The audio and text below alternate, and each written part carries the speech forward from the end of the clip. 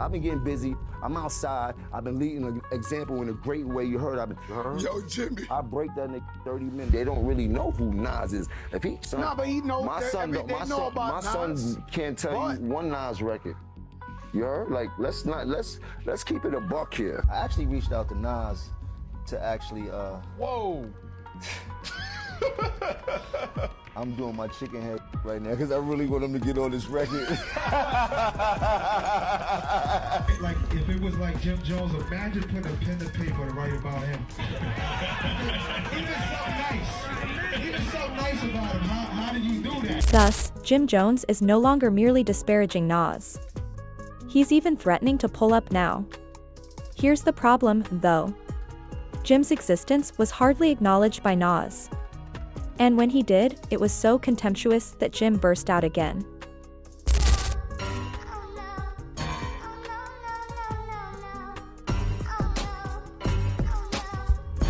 This isn't your normal back-and-forth argument, though. Jim Jones is primarily harboring resentment that Nas has long since moved on from. The Diplomat's criticism of Nas on Mixtapes in the early 2000s was the beginning of this two-decade-old drama. It was merely lyrical punches back then. However, Nas barely reacted and didn't bite. But in an old video that recently came to light, Nas basically made fun of Jim, claiming he wasn't even worth the time. Hearing about Jim Jones right here doesn't excite me. That ought to have been the end of it, but Jim is still bitter about it years later, so it wasn't. He even made a threat to slap Nas at one point. He is now attacking anyone who disagrees with his claims of superiority over Nas. The internet erupted once more as fans ridiculed Jim for behaving like a washed-up rapper in need of attention now that he is genuinely threatening to pull up on Nas. And this time, Jim's threats caused a significant backlash against him. They weren't just empty words.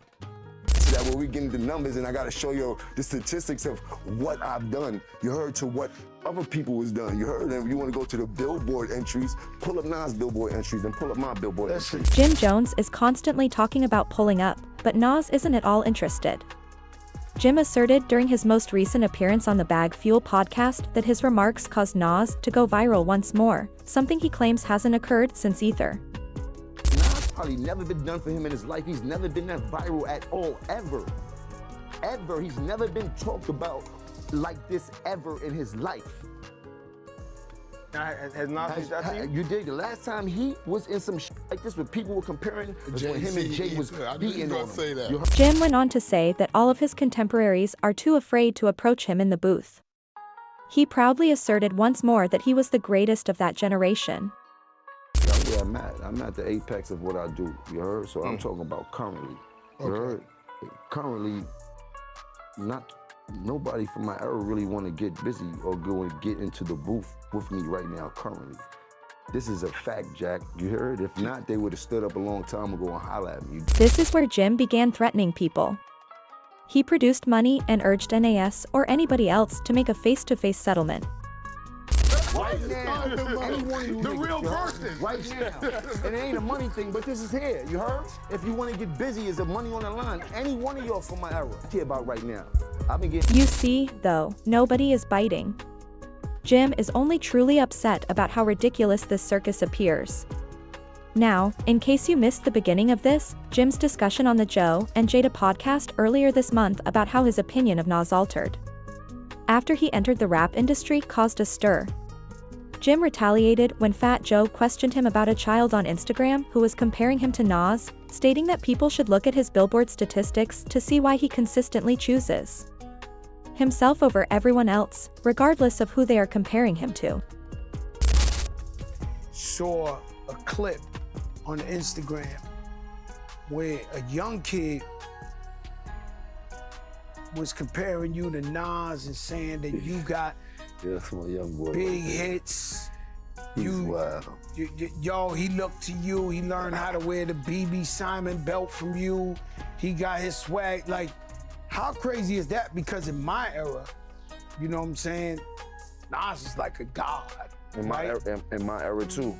I mean, So well, to be compared, Well, let me that young kid out. he was young and we loved that he loved Jim Jones. I want you to break it down. Let's not get into that where we get into numbers and I gotta show you the statistics of what I've done. You heard to what other people was done. You heard them. You want to go to the Billboard entries, pull up Nas Billboard entries, then pull up my Billboard entries. Listen, we can't compare the two. What I'm trying to tell you is I want to go there. Hold on. I want to go down the line now because now we going down the line. He's a rapper and I'm a rapper. Listen, no. Let's go statistically. It feels great. No, but I want to go statistically because when people be like, I feel the same way. We all feel the same way. And forget about the numbers. There's nothing that could. There's never is me.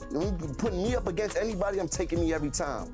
Every time. Okay, every but time. let In all categories. say something though, Jim. In every category, Jim. I get. However, that Billboard flex was completely incorrect. Additionally, Billboard actually spent time verifying Jim's information.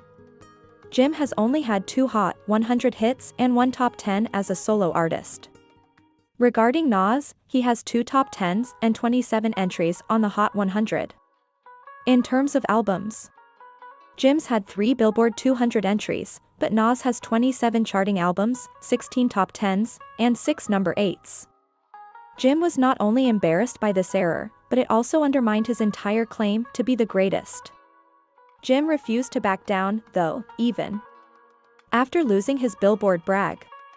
On Nightcap with Shannon Sharpe and Chad Johnson, the drama intensified once more. Jim initially credited Nas with having Ganierly influence, but he later questioned how long it actually lasted.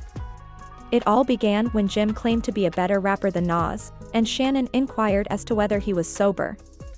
Jim retaliated sharply. At that point, claiming he was not only superior to the renowned Nas, but also more significant. Jim, you smoke, right? Yeah. Were you smoking when you said you better than Nas? I might have been a little bit. Well, as far as let's get this right. I'm way more influential than Nas, and I don't care what nobody say. I know I made a little boo-boo when you talk about the sales and all this type of shit. I don't feel like getting into that rhetoric about where I started and where he started. Well, you said that. But listen, Nas was nice when I was in high school. When I was in 10th grade, Nas came out. Nas was dope. We appreciated him. He had a little bit of run. But Nas always came up second to Jay and DMX and all these other people. Like, he Ain't never no had shame in that. There's a lot of folks came up second to Tom Brady. He never had that type of influence on us, except for his first album. I already told you, I used to want to dress like Nas because he had a lot of fresh clothes that the hustlers used to wear. We used to see him on TV. He had one of the illest albums of all time. And then in high school when he had the barbecue and shit like that. So I'm a real fan of Nas, but he kind of lost me after the movie Belly and shit like that. Like, I don't. Man, go ahead on with that, Jim. I'm trying to tell you, I'm being honest. You ask me, I'm being a fan. I'm telling you, the movie Belly was fire, but after that, he kind of lost me. I think we was way too much into the game. Jim then mentioned Dipset's brief spat with Nas in the early 2000s, stating, "We the ones that went wild on them boys," alluding to their 2003 song. I mean, IT. You ever heard of a Kofi list? Yeah. Yo, go back into your history and find out what happened between us and him. You dig? And I'm not trying to repeat history, but don't play with us when it comes to that, bro. We already went wild on them boys. You heard? We the ones that went wild on them boys. You heard? In a moment, we will go into that past. But first, take a look at Shannon's rebuttal that Nas is better than Jim lyrically. I'm putting it like this, Jim. Hey, bro, you been in this thing, but lyrically, I'm gonna keep it a stack with you. Yeah, y'all but look how you dress. Nas. Look how you dress. You don't even be in the same places I be in. The But things that we listen to. I can be in the church house. You can't influence Nas lyrics. I don't know who told you that. Now look, I know you on that good stuff, but you not seeing. Jim, however, refused to back down and challenged Nas to meet him in the booth if he was serious about proving it. 40 and 50-year-olds in their panties because I said I'm better than Nas. It don't matter. Look at you. Look at you. Nobody from Dipset gonna take you over Nas. Nobody from the Diplomats but you. I got a question. Stick up for itself and meet me in a booth for something if we want to do something historical. Nas say he don't do that no more. Nas say he don't do that because he got $100 million. He's a very wealthy man. You heard? He's a very smart businessman. He got a couple business clicks. Hold on. I'm rapping at a high level. You better check my stats, bro. I will run circles around Nas rapping right. I will run circles around Nas rapping right now. Right now, I will run Saturn around Nas right now rapping. Everybody. Jim then made an effort to calm things down by telling Shannon he wasn't angry. However, when Jim asked Shannon to see him in the gym and claimed that Shannon and Anu had only booked him to increase their ratings, emotions erupted once more. Get this right. I'm not mad. It's about the sportsmanship of the game. People know I'm a very aggressive person, and I seem to get misconstrued when I'm talking my shit. I'm just talking my shit, you heard? Let me talk my shit because I am on the field. If anybody got a problem with that, they can meet me on the field. That is the proof. Anybody from that era. I can sing more Nas records than you right now, so you are capping. You are capping. That's what you're doing. First of all, bro, you are capping. I'm a bigger Nas fan than you are. You are capping. First of all, I'm 57. I don't be singing no rap. I don't be singing no rap. You see what I'm saying, Ocho? He don't even know about rap. He just doing this for the views to get Jim Jones on there to get him hot. I understand. At this point, Jim went into a full-fledged public outburst, with admirers tearing him apart on the internet.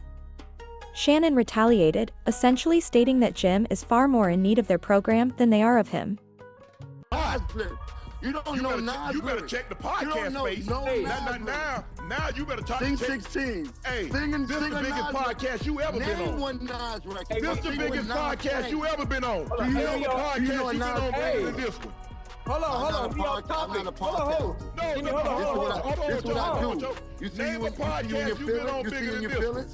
When you get big, you get invited to Club Shay Shay. This is what I do. Nas get invited to Club Shay Shay. Jadakiss get invited to Club Shay Shay. You not on that level yet, bro. It's for little young white girls. Chill out. Chill out. Don't play with me, bro. Chill out. You dealing with the wrong one, bro. Right here, bro. I don't care nothing about nothing else that you got to say, bro. You might as well take me off this shit, bro. We here.